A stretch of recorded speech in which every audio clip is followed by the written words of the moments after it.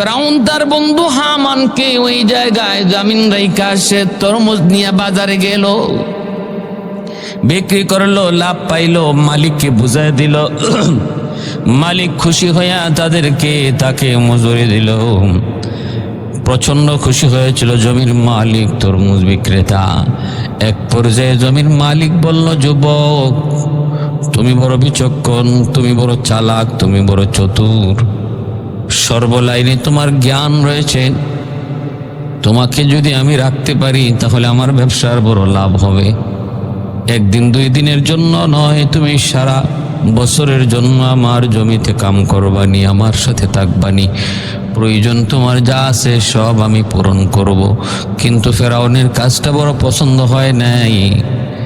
ফেরাউন বলতেছে, বন্ধু চল, এই কাজ আমার পছন্দ না, আমরা অন্যত্র চলে যাই, সামনের দিকে আগাও।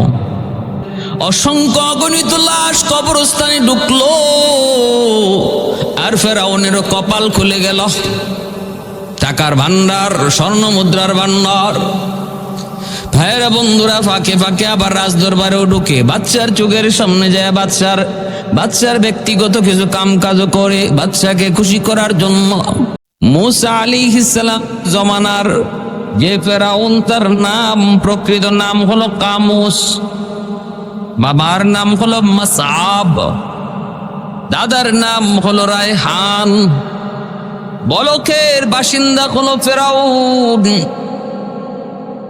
অত্যন্ত নিষ্ঠ, অসহায়, গরিব একজন মানুষ, কিন্তু চতুর, বড় চালাক, দুর্দান্ত সাহস এই কামুসের। সে বলক থেকে বের হয়ে গেল কাজের সন্ধানে, আবার ঘোড়ার সন্ধানে ভবঘুরির মতো ঘুরতে লাগলো ফেরাউন। ঘুরতে ঘুরতে সে পথে পেয়ে গেল একজনের সাথে সাক্ষাৎ হলো, যার নাম ছিল হামান। হামানের সাথে রাস্তায় সাক্ষাৎ, এক পর্যায়ে কথাবার্তা, তারপরে বন্ধুত্ব। একজন আরেকজনকে জিজ্ঞেস করে, কই যাও? কয় কাজের সন্ধানে ঘুরতে বের হয়েছি। হামান বলে, আমিও তো একই উদ্দেশ্যে ঘুরতে বের হয়েছি, কাজের সন্ধানে। চলো কোন দিকে যাওয়া যায়? একজন আরেকজনের সাথে বন্ধুত্ব হয়ে গেল। ফেরাউন বলতেছে, যার নাম হলো কামুস, সে বলতেছে, আমার ইচ্ছা হলো মিশর যাব।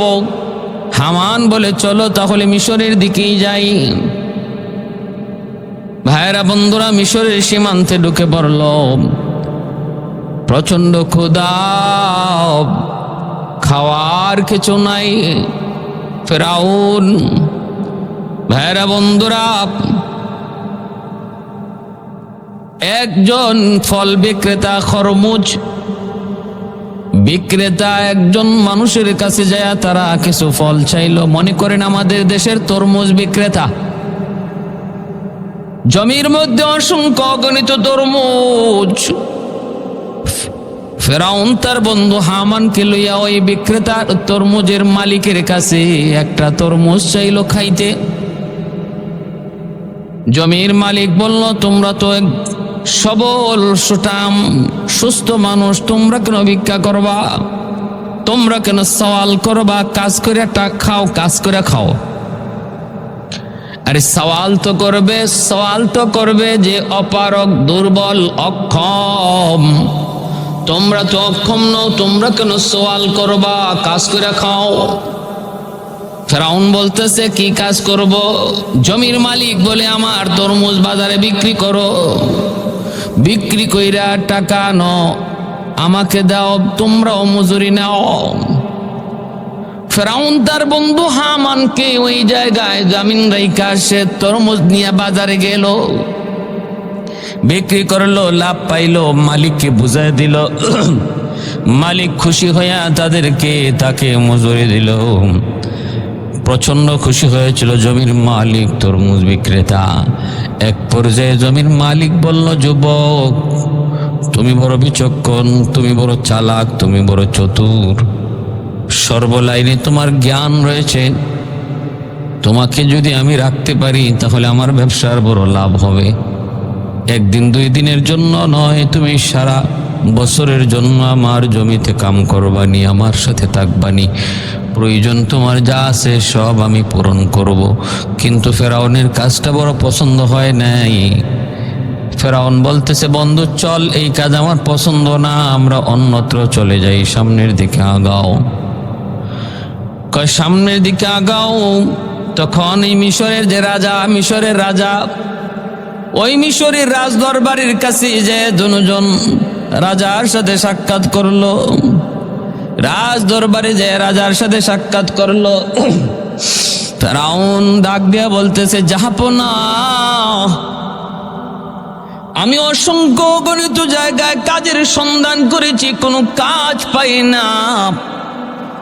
আমি বড় দুর্বল একজন অসহায় মানুষ, বহু দূর থেকে আপনার রাজ্যে এসেছি, কিন্তু উপযুক্ত কোনো কাজ পাইতেছি না। আমার মন চায় জাহাপনা যদি আমাকে একটু দরদ দেখান, একটু মায়া করেন, একটু মমতা দেন, একটু মায়ার নজর যদি আপনি আমার দিকে দেন, আমার মন চায় আমি শাহী কোনো কাজ, দরবারের কোনো কাজ করতে চাই।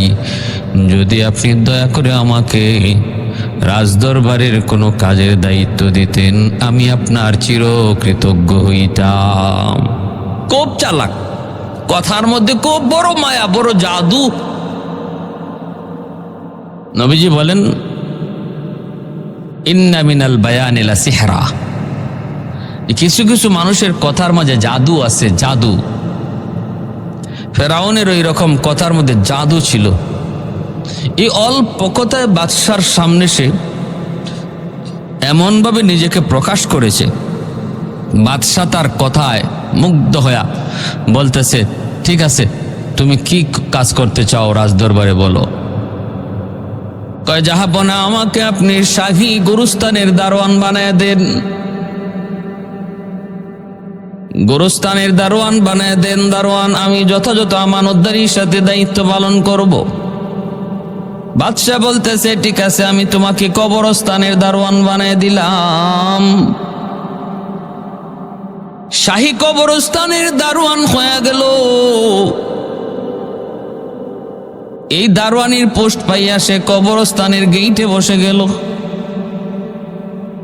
এরপরে ফরমান জারি করে দিল ফেরাউন, যেই আজকে থেকে এই কবরস্থানে কাউকে কবর দিবা, অবশ্যই আমার পারমিশন লাগবে, অনুমতি লাগবে, আমার ছাড়পত্র লাগবে। অনুমতি ছাড়া, পারমিশন ছাড়া কাউকে কবর দেয়া যাবে না। এই ফরমান জারি করে দিল ফেরাউন। বারবার ফেরাউন বলতেছি কেন? কারণ পরিচিত হয়ে গেছে ওই এই নামে ফেরাউন। মূলত তার নাম হলো কামুস। ফেরাউন তো মিশরের যত বাদশাহ আসছে প্রত্যেকের উপাধি ছিল ফেরাউন। ইউসুফ আলাইহিস সালামের জমানায়ও যে বাদশাহ মিশরের ছিল তারও উপাধি ছিল ফেরাউন। কিন্তু প্রসিদ্ধ হয়ে গেছে ফেরাউন, ওই ফেরাউন, ফেরাউন নামে ওই ফেরাউন যে কামুস, মুসা আলাইহিস সালামের জমানার যে ফেরাউন, সেই ফেরাউন নামে প্রসিদ্ধ হয়ে গেছে। ভাইরা বন্ধুরা, জন্য বাদশাহ তার দায়িত্ব দিয়ে দিল শাহী কবরস্থানের দারোয়ান। এইবার দেখা গেল কি, তার ভাগ্যের চাকা আস্তে আস্তে ঘুরতে লাগলো। এই বছর মিশরে দেখা দিল প্লেগ রোগ মহামারী আকারে ধারণ করলো।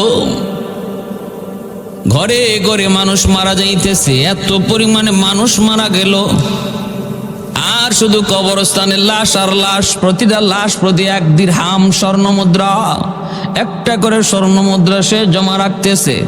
আর এক একটা লাশ ঢুকাইতেছে, একটা করে স্বর্ণ মুদ্রা জমা রাখে আর লাশ ঢুকায়।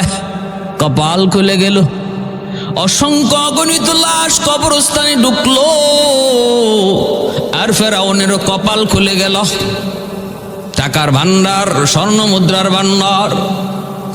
ভাইরা বন্ধুরা, ফাঁকে ফাঁকে আবার রাজদরবারেও ঢুকে বাদশার চোখের সামনে যায় বাদশার ব্যক্তিগত কিছু কাম কাজও করে বাদশাকে খুশি করার জন্য।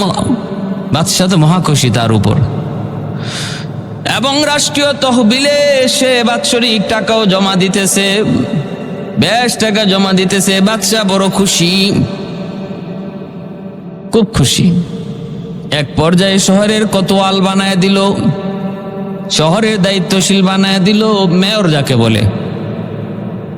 ভাইরা বন্ধুরা, এবার বাদশা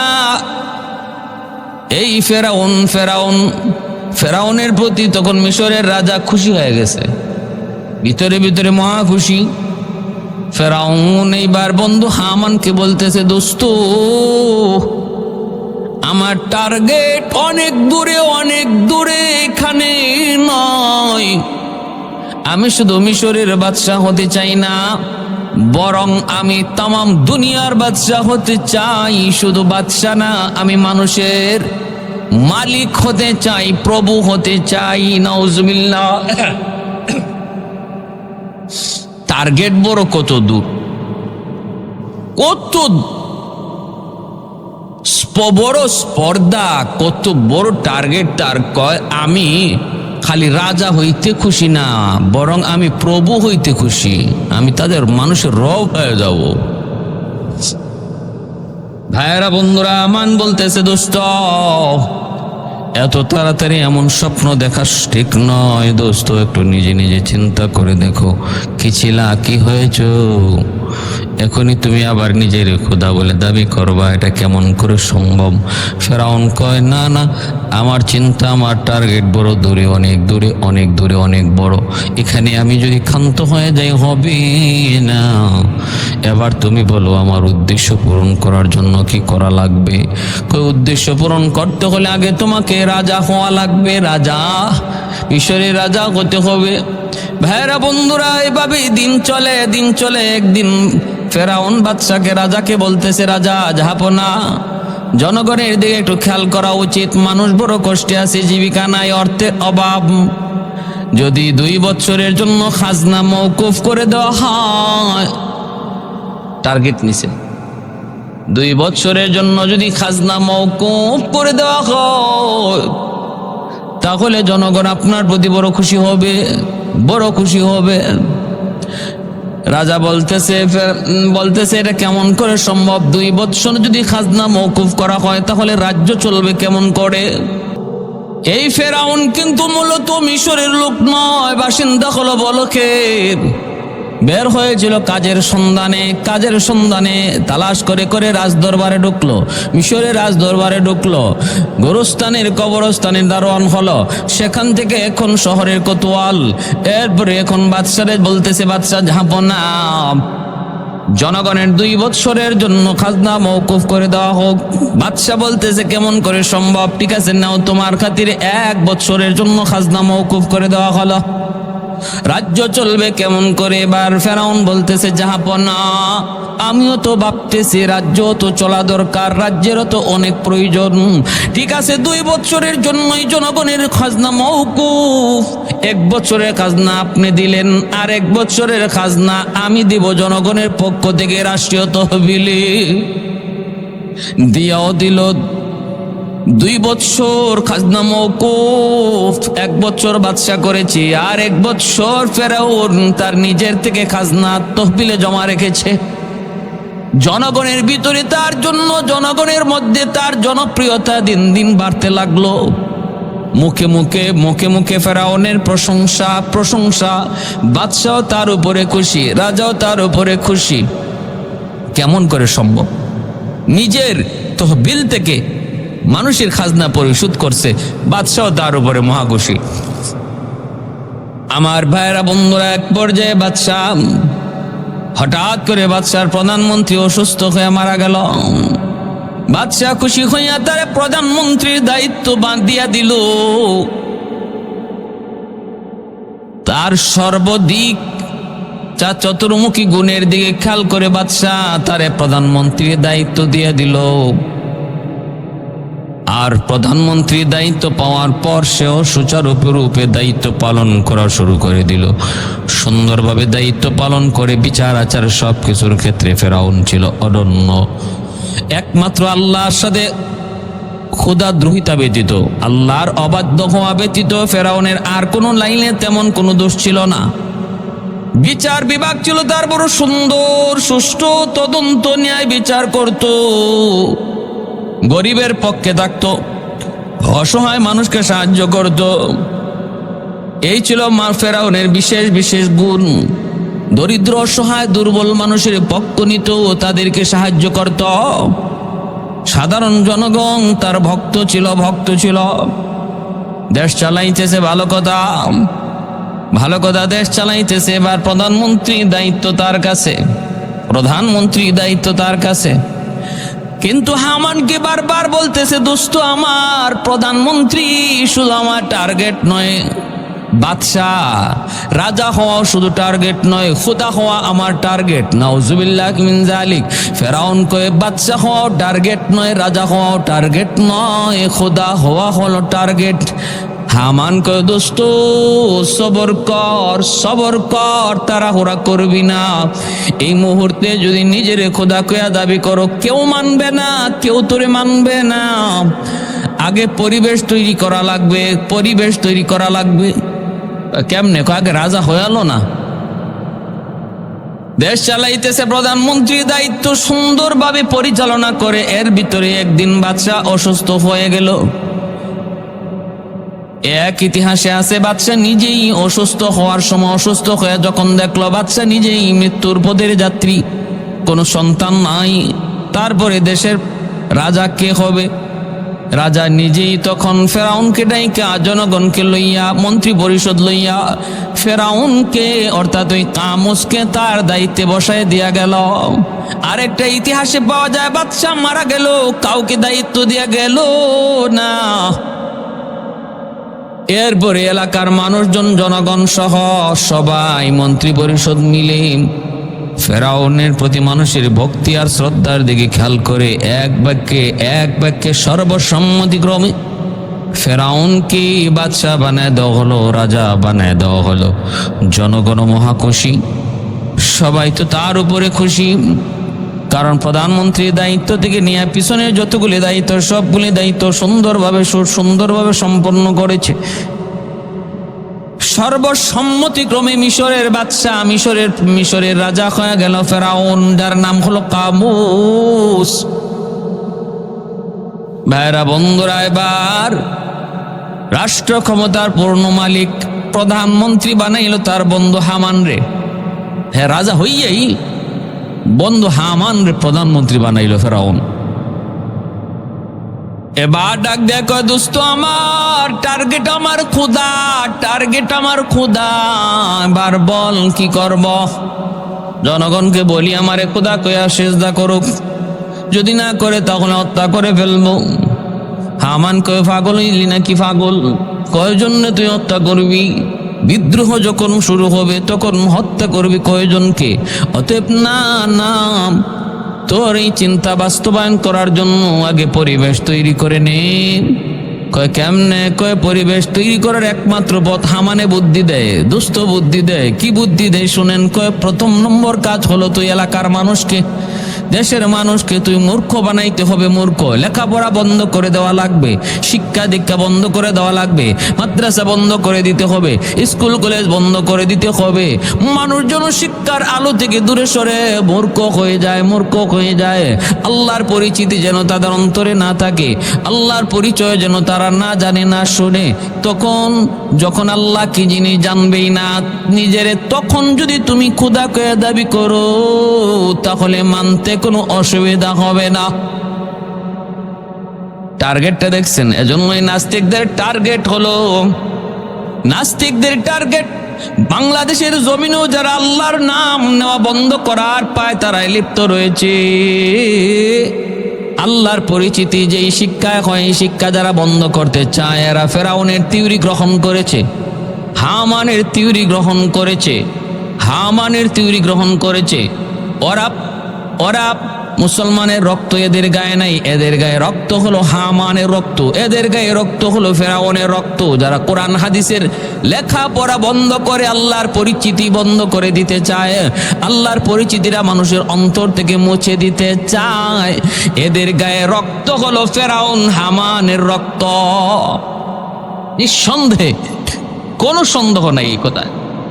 এটা আজকের থিওরি নয়, এটা আজকের ষড়যন্ত্র নয়, বহু আগের ষড়যন্ত্র। আমার ভাইয়েরা বন্ধুরা, ফেরাউন বলতেছে দোস্ত তাহলে এমনই করো। এবার ফেরাউন আদেশ জারি করলো, আমার দেশে যারা বেকার তাদেরকে বেকার ভাতা দেওয়া হবে, বেকার ভাতা দেওয়া হবে, বেকার ভাতা। এই বেকারদের জন্য বেকার ভাতা সর্বপ্রথম উদ্যোগ নিল। বেকার থাকলে অসুবিধা নাই, তোমারে ভাতা দেওয়া হবে। আরে এই ভাতা কোত্থেকে দেওয়া হবে? কই শিক্ষা ব্যবস্থার, শিক্ষার যে ফান্ড আছে, ওই বাজেট আছে, ওই শিক্ষার বাজেট থেকে বেকারদেরকে ভাতা দিবে। শিক্ষার বাজেট কমাইয়া দেওয়া হবে, বেকারদের ভাতা বাড়াইয়া দেওয়া হবে। তাহলে আর মানুষ শিক্ষা দীক্ষা করে কি লাভ? টাকা পয়সা খরচ করে কি লাভ? বেকার থাকবে, অসুবিধা নাই। বাদশা তো আমাদেরকে খাওয়াবে, পড়াবে, সবকিছু বাদশা দিবে। লেখাপড়ার প্রতি মানুষের আগ্রহ, লেখাপড়ার প্রতি মানুষের যে আগ্রহ, সেটা নষ্ট করে দেওয়ার জন্যই প্রথমে এই উদ্যোগ নিল। আস্তে আস্তে সহজে কম কম, যেন প্রথম ফুল টার্গেট না নিয়ে অল্প করে ডোজ দেওয়া শুরু করছে সহনীয় পর্যায়ে। মাদ্রাসা শিক্ষার প্রতি সরকারের কোনো অনুদান নাই, সরকারের কোনো বাজেট নাই, সরকারের কোনো বিল পাস নাই। মানুষ যেন এই কথা কোয়ার দরকার নাই, মাদ্রাসা বন্ধ করো, মাদ্রাসা বন্ধ করো, মাদ্রাসা বন্ধ করো, এটা বলা দরকার নাই। ওদেরকে বাজেট দেওয়া বন্ধ করে দাও, ওদেরকে তহবিল দেওয়া বন্ধ করে দাও। কোথা থেকে কোন থেকে তাদের টাকা পয়সা আছে এগুলা বন্ধ করে দাও। আমরা কেন বলবো মাদ্রাসা বন্ধ করো? আমরা এই টাকার উৎস বন্ধ করে দিব, মাদ্রাসা অটোমেটিক বন্ধ হয়ে যাবে। কিন্তু হারামিরা, ওই নাস্তিকরা, এরা জানেই না এই দ্বীনি শিক্ষা মানুষ মাত্র সাধারণ একটা উসিলা। মূলত এই প্রতিষ্ঠানগুলি মূলে চালান আল্লাহ, কারণ এই প্রতিষ্ঠানের মূল ভিত হলো আল্লাহর পরিচিতি আর আমার নবীর আদর্শ। অতএব এই দ্বীনি শিক্ষা প্রতিষ্ঠান এগুলা দুনিয়াতে টিকায় রাখার জিম্মাদার আল্লাহ। ইন্না নাহনু নাযালনা যিকরা ওয়া ইন্না লাহু লাহাফিজুন। এই শিক্ষা প্রতিষ্ঠানগুলোতে লেলিনের আদর্শ শেখানো হয় না, কার্ল মার্ক্সের আদর্শ শেখানো হয় না, মাও সেতুংয়ের আদর্শ শেখানো হয় না, এখানে বাইবেল পড়ানো হয় না, এখানে অমুক তমুক বই পড়ানো হয় না, কোনো পড়ানো হয় আল্লাহর কালাম, পড়ানো হয় আল্লাহর কালাম, শিখানো হয় আল্লাহর কালাম। শিক্ষা দীক্ষা সবকিছু পড়ানো হয় আল্লাহর কালাম আর আমার নবীর আদর্শ।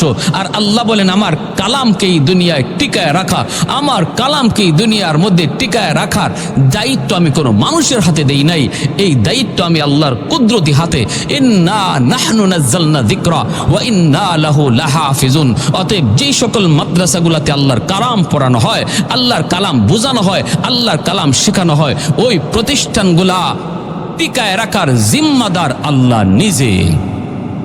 তুমি উৎস বন্ধ করে দিলে কি হবে? আজ পর্যন্ত এরকম ভাবে উদ্যোগ নিয়ে কয়টা মাদ্রাসা বন্ধ করতে পারছে?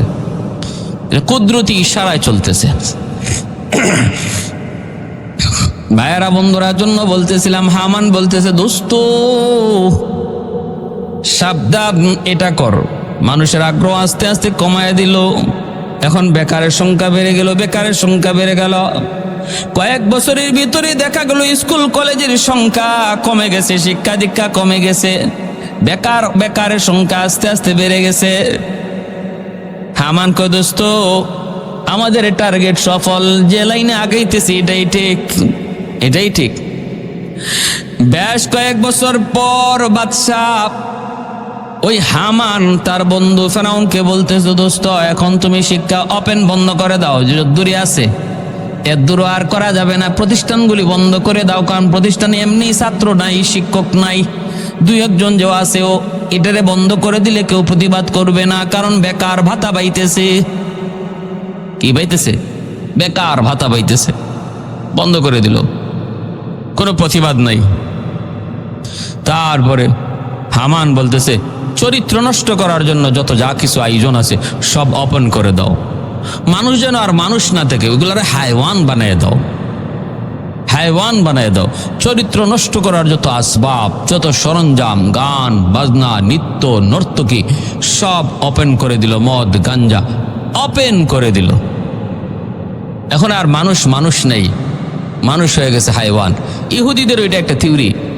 ইহুদিরা পৃথিবীর কোনো ইহুদি জাতি ছাড়া আর কোনো জাতিরে ওরা ফুল মানুষ মনে করে না।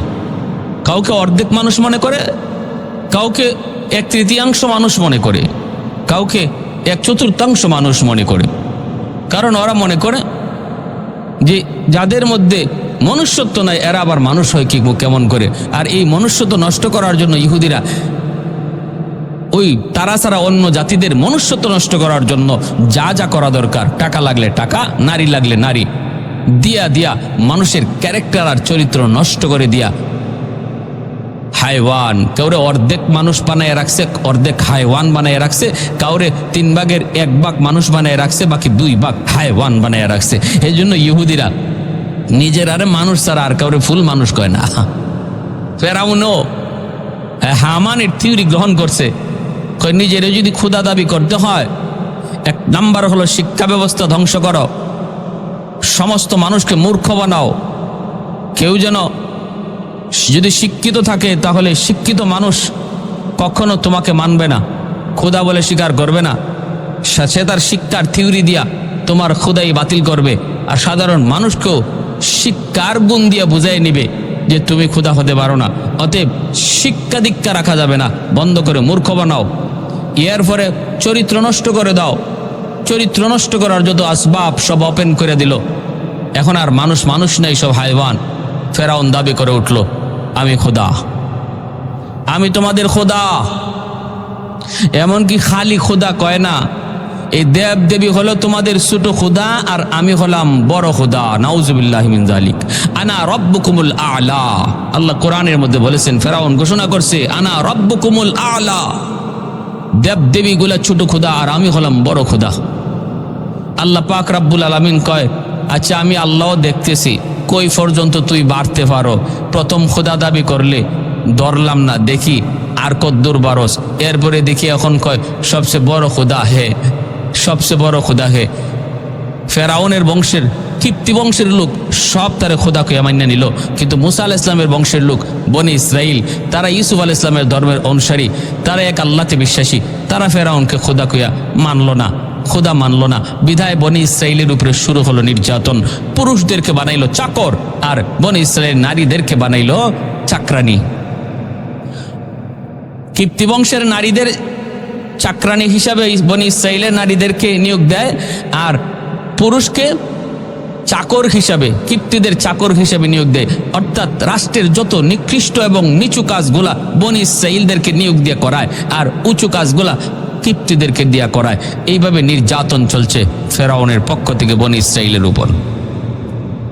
আমার ভাইরা বন্ধুরা জন্য বলতেছিলাম, এইভাবেই চলছে।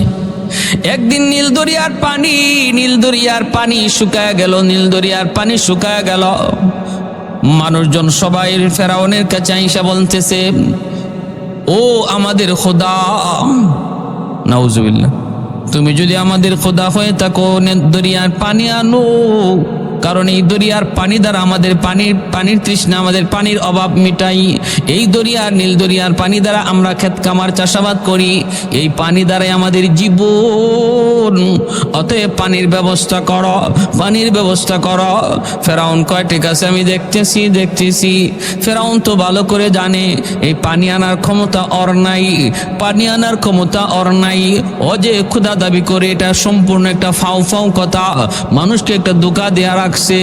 ভাইরা বন্ধুরা, মানুষ কিছুটা তারে খোদা কয়া দাবি, খোদা মেনে নেওয়ার কিছুটা কারণও ছিল, যুক্তিও ছিল। হায়াত পাইছে 450 বছর, কোন রাওয়াতে 400 বছর। একদিনের জন্য ফেরাউন কোনো অসুস্থ হয় নাই, এমনকি সর্দি কাশিটা পর্যন্ত ফেরাউনের হয় নাই, ঠান্ডা পর্যন্ত লাগে নাই ফেরাউনের। তার রাজমহলের পাশে একটা ছিল গাছ, এই গাছের পাতা দিয়া সে মানুষের চিকিৎসা করত। এই চিকিৎসার দ্বারা মানুষ ভালো হয়ে যাইত। নীল দরিয়ার পানি শুকিয়ে গেল। এইবার ফেরাউন বুঝতে পারলো, ধরা বনে খায়া গেছি, এখন পানি আনবো কেমন করে। রাতের অন্ধকারে পাহাড়ে চলে যায়, জঙ্গলে চলে যায়, গর্তের ভিতরে ঢুইকা ফেরাউন আল্লাহর কাছে সেজদায় পড়ে কান্দে আর কয়, মালিক আমি তো ভালো করে জানি আমি কেমন খোদা, তুমিও ভালো করে জানো আমি কেমন খোদা। আমি তো হলাম পাক্কা একটা বাটফার, আমি হলাম আস্তা একটা বাটফার, আমি হলাম আস্তা একটা চিটার। মানুষের কাছে খোদা কয়া দাবি করতে, খোদা কয়া প্রকাশ করতে আমার বড় ভালো লাগে গো মালিক। তুমি তো হলে আসল মালিক, আমি হলাম নকল মালিক।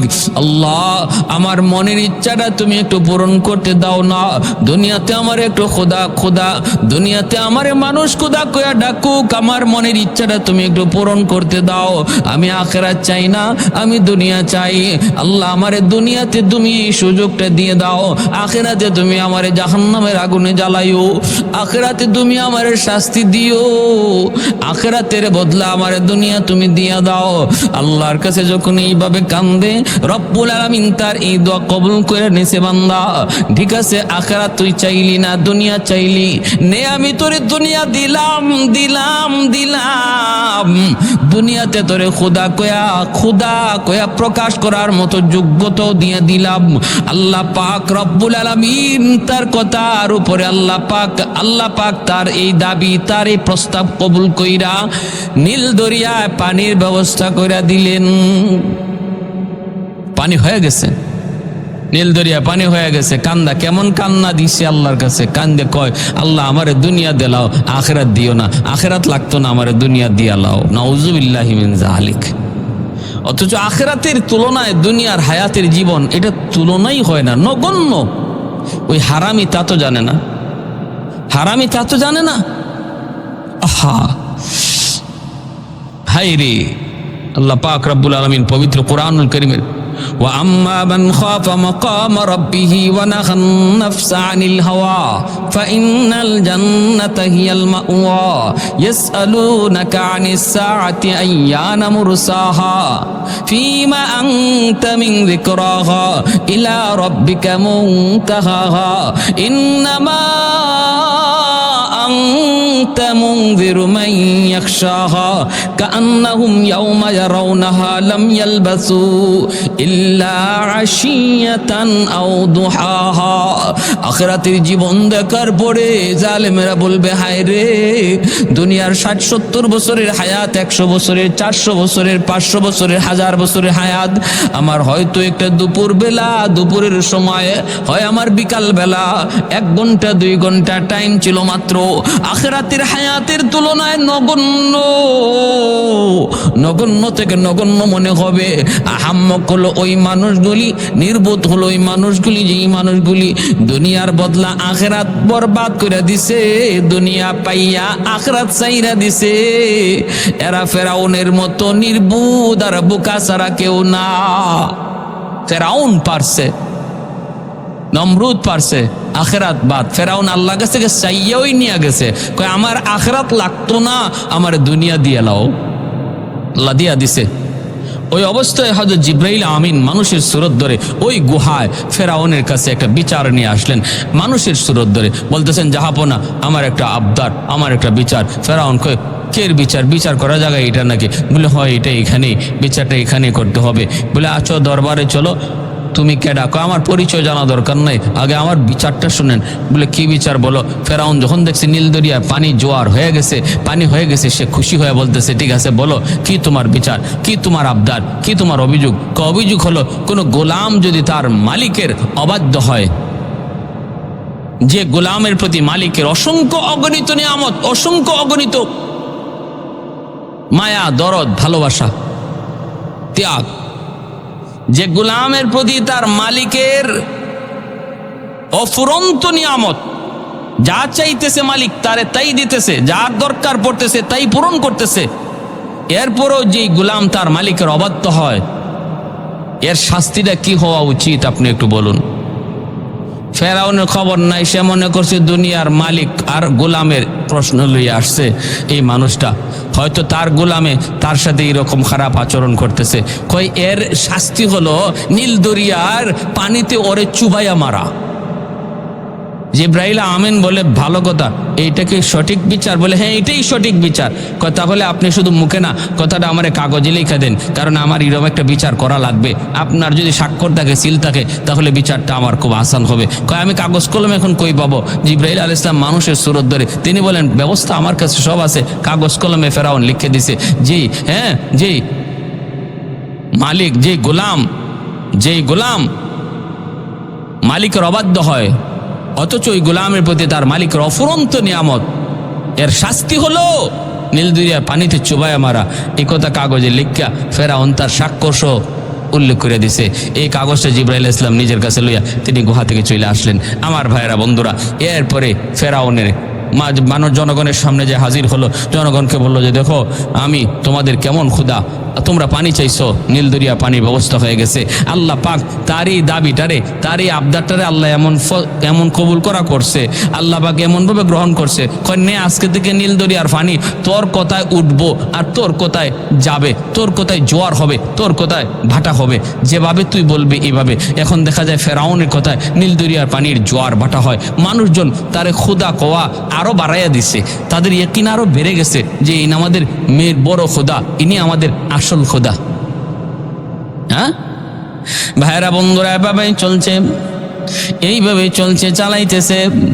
কিন্তু তার ঘরেই হযরত বিবি আসিয়া তার স্ত্রী, বনি ইসরাইলের একজন অনিন্দ সুন্দরী, বিশ্ব সুন্দরী একজন নারী আসিয়া, রূপে গুণে সর্বদিক দিয়া তিনি অতুলনীয়, পুত পবিত্র, তারে পছন্দ করে ফেরাউন বিয়ে করেছিল। আসিয়া কিন্তু তারে খোদা বলে মানতে রাজি না, আসিয়া কিন্তু তারে খোদা বলে মানতে রাজি না। এইভাবে ফেরাউন চালাইতেছে তার দরবার, চালাইতেছে, খোদা বইলা চালাইতেছে। এর ভিতরে জ্যোতিষীরা একদিন বলতেছে, ভাবনা আপনার রাজ্যে একটা বাচ্চা, আপনার রাজ্যে একটা সন্তান জন্ম নিবে, এই সন্তানের হাতে আপনার রাজত্ব যাবে, ক্ষমতা যাবে। এখনো সে দুনিয়া আসে নাই, এমনকি মার গর্ভে এখনো আসে নাই, এখনো সে বাবার উদরেই রয়েছে, বাবার পৃষ্ঠদেশেই রয়েছে, তার বাপ মার এখনো মিলন হয় নাই। আমরা জ্যোতিষী বিদ্যা পড়ে যা পড়লাম, যা জানলাম, তার হাতে আপনার ক্ষমতা যাবে।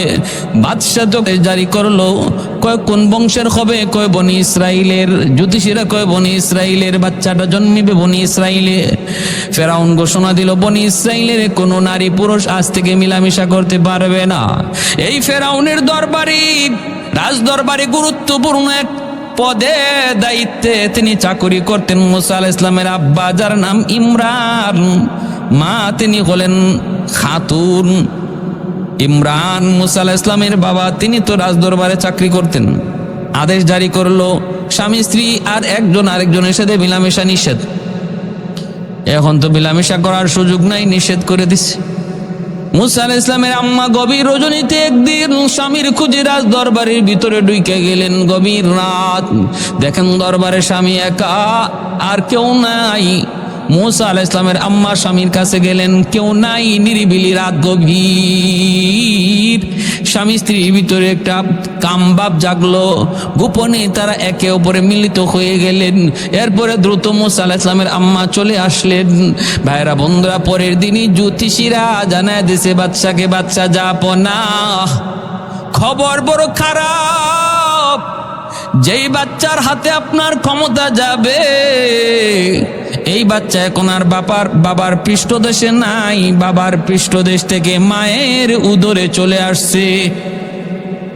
কস কি, কোন ফাঁকে কি হইল তালাশ করে দেয়, কোনো খবরই নেই। মূলত তার রাজ দরবারই ঘুরে গেছে ঘটনা। ওই রাত্রেই মুসা আলাইহিস সালাম বাবার পৃষ্ঠদেশ থেকে মায়ের উদরে চলে গেছে। কিন্তু ফেরাউন এবার আদেশ জারি করেছে, হায় রে সর্বনাশ, এখন দেখো তোমরা তাড়াতাড়ি করে কোন মহিলা গর্ভবতী হইতেছে, যে মহিলা গর্ভবতী হয় সাথে সাথে তার গর্ভপাত করাও, অথবা তারে হত্যা করো, তার পেটের বাচ্চারে নষ্ট করো।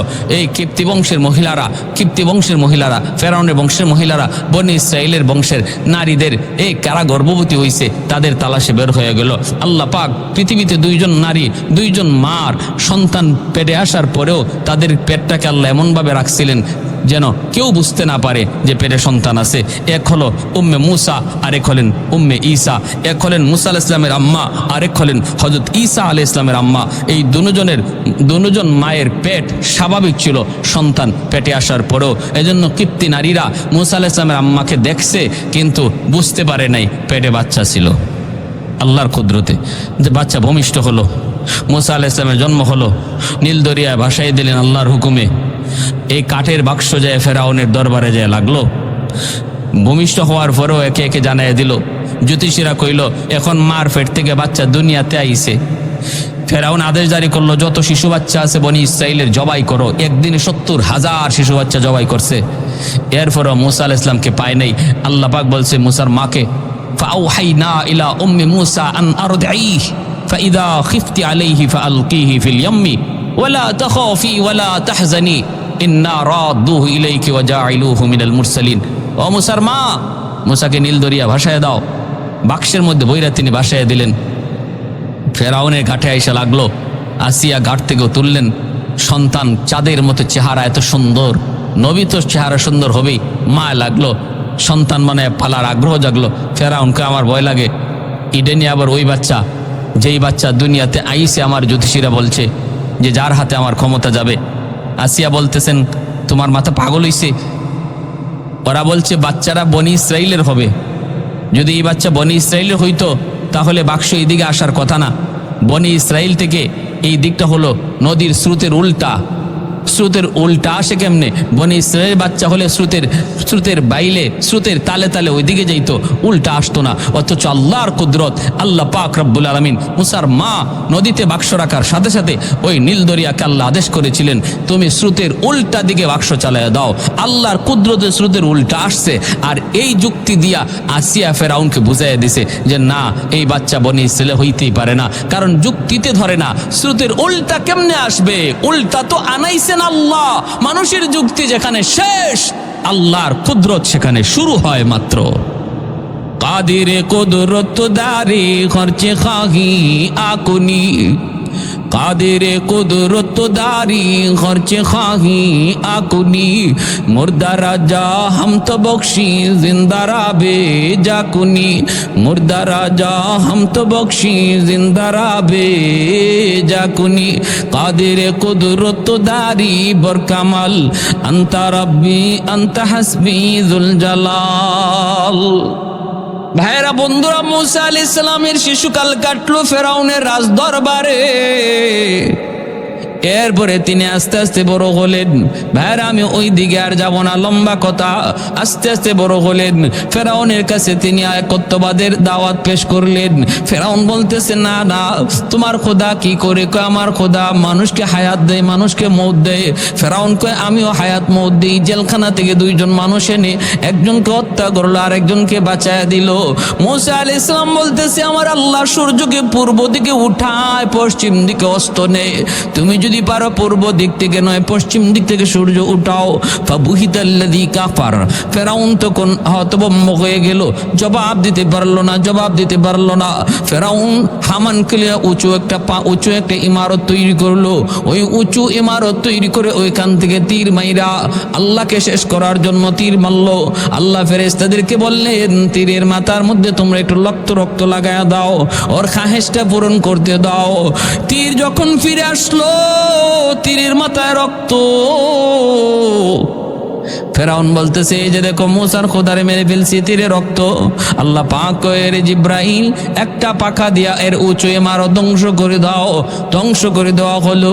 ভাইরা বন্ধুরা, মূসা আলাইহিস সালাম কিপ্তি বংশের এক লোক আর বনি ইসরাইলের এক লোক, দুইজনে লাগছে ঝগড়া। এই দুইজনের ঝগড়া থামাইতে যাইয়া তিনি দুজনকে একটু থাবা দিলেন। কিপ্তি বংশের ওই মানুষটারে বলতেছেন বেটা যা, আহাম্মক, ঝগড়া করে নাকি? এইভাবে আস্তে করে থাবা দিছেন। ঝগড়া ভাঙানোর জন্য মানুষ আস্তে করেই থাবা দেয়, আস্তে করেই শাসন করে। কিন্তু এতটুকুতে এই লোকটা মারা গেল। মূসা আলাইহিস সালাম সাথে সাথে বলতেছেন তুমিও তাড়াতাড়ি ভাগো, আমিও ভাগি। এত মইরা গেছে, আমি তো বুঝতে পারি না মইরা যাইব। এইবার ফেরাউন যে লোকটারে মারা হইছে এ ছিল রাজ বাবুর্চি। ফেরাউন তালাশ শুরু করে দিল, কে আমার বাবুর্চিরে মারলো? কেউ পায় না, কেউ পায় না, কোনো খোঁজ খবর নেই, কেডায় মারছে।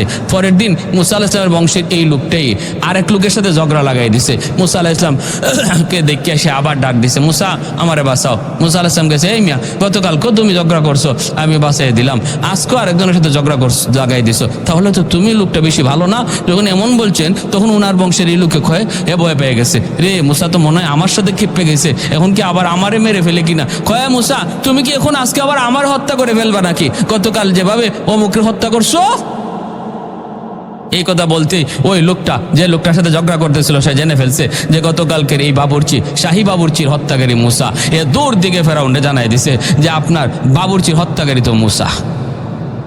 আল্লাহ পাক সাথে সাথে বলতেছেন, মুসা তুমি তাড়াতাড়ি করে রাতের অন্ধকারে বনি ইসরাইলদেরকে নিয়ে পালায় যাও। রাতের অন্ধকারে মুসা আলাইহিস সালাম বনি ইসরাইলদেরকে নিয়ে তিনি মিশর ছেড়ে পালায়া যাইতেছেন। ফেরাউন খবর পেয়ে গেল, পিছনে সেও দাওয়া করলো মুসা আলাইহিস সালামকে হত্যা করার জন্য, মুসা আলাইহিস সালামকে হত্যা করার জন্য। লোহিত সাগরের পারে যে মুসা নবী, তিনি তো দেখতেছেন একদিকে সাগর আর একদিকে ফেরাউনের বাহিনী আসতেছে। আল্লাহ, এখন কি করব? এলাকার ওনার গোষ্ঠীর লোকেরা বনি ইসরাইলরা কয়, নবী গো এখন কি করব? আমরা তো মনে হয় ধরা খেয়ে গেলাম, আমরা তো মনে হয় ধরা খেয়ে গেলাম। নবী বলে, লা কাল্লা, না, এমনটা হতেই পারে না। আল্লাহ আমাদেরকে রাস্তা দেখাবেন। আল্লাহ বলতেছে, মুসার এই লাঠি দিয়ে আঘাত করুন এই লোহিত সাগরে। 12টা রাস্তা হয়ে গেল, নদী পার হয়ে গেলেন। ফেরাউন বাহিনী লইয়া আইসা দেখে কত সুন্দর রেডিমেড রাস্তা। একবার মন চায় সে রাস্তা দিয়া যাবে, আরেক মনে কই যাইস না। তুই দেখতেছো এটা তোর রাস্তা, মূলত এটা রাস্তা নয়, এটা তোর জম। আল্লাহ পাক জিব্রাইল আলাইহিস সালামকে ঘোড়ার পিঠে মানুষের সুরত ধরাইয়া তিনি ওই পানি দিয়া ঘোড়া চালাইয়া দিছেন, ওই রাস্তা দিয়ে ঘোড়া চালাইয়া দিছেন। এইটা দেখে ফেরাউনের আগ্রহ জাগলো, সেও তার ঘোড়া চালাইয়া দিল। জিব্রাইল আলাইহিস সালামের ঘোড়ার পিছনে মাঝখানে যাওয়া মাত্রই আল্লাহ কয়, পানি রে, তোর খালিকার মালিক কয়, মালিক তুমি। কয়, আর দেরি করবি না, এখনই ওই বেঈমানরে তোরা হত্যা কর। পানির সাথে সাথে মিলে গেল শা আওয়াজে দুদিকের পানি মিলে পানির নিচে সমাধি হয়ে গেল। যখন পানিতে চুবায়া ফেরাউন মরতেছে, তখন মুসা আলাইহিস সালাম দেখতেছেন, আর মুসা আলাইহিস সালামের ডাক দিয়ে বলতেছে, মুসা তোমার খুদার উপর ঈমান আনলাম, আমারে বাঁচাও। আল্লাহ পাক রব্বুল আলামিন জিব্রাইল কয়, জিব্রাইল যাও, ওর হাতের লেখা সার্টিফিকেট যে কাগজে ছিল ও কাগজটা ওর চোখের সামনে দেখাও। তখন জিব্রাইল আলাইহিস সালাম এসে বলতেছে, শোন, তওবা করার মেয়াদ শেষ, টাইম শেষ, এখন আর আমি ঈমান আনলাম এই কথা বইলে কোনো লাভ নাই। তোর আইনেই তোর শাস্তি হচ্ছে, তোর দেওয়া আইনেই তোর শাস্তি হচ্ছে। বলে কি? কয়, যে দেখ কাগজ। অবাধ্য গোলামের শাস্তি কি হওয়া উচিত? নীলদরিয়ার পানিতে, লোহিত সাগরের পানিতে চুবায়া মারা উচিত, এই সিদ্ধান্ত তোর। অতএব তুই দেখ, তোর সিদ্ধান্ত মোতাবেক তোরে পানিতে চুবায়া মারা হচ্ছে।